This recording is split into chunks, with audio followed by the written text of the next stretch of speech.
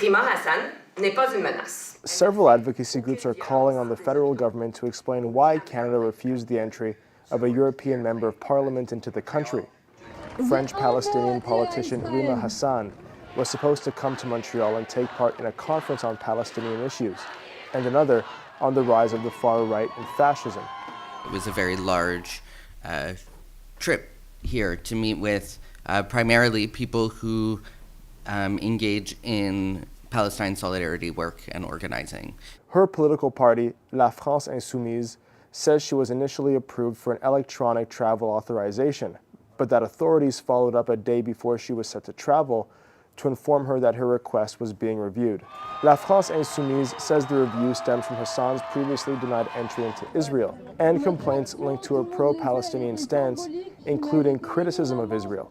One Montreal-based social justice group says that would be a troubling reason to stop her entry into Canada. More and more a repressive context that when you speak up, not in the way that is expected of you, there are pressure and there's a cost to people who are showing solidarity to the Palestinian people.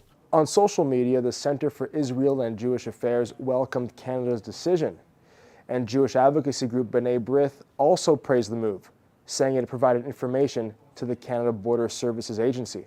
CBC News reached out to B'nai B'rith what information was shared, and they didn't get back in time for this report. And this is systematic bias, this is discrimination, this is anti-Palestinian racism. The group says there's a double standard at play.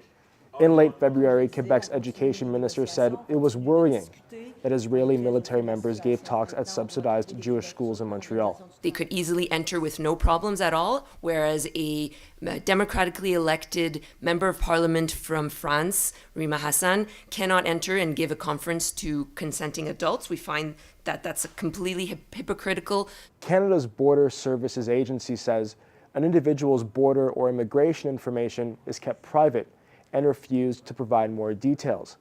Meanwhile, Hassan will still be attending these conferences in Montreal, but only virtually, where she's expected to provide more details about her case.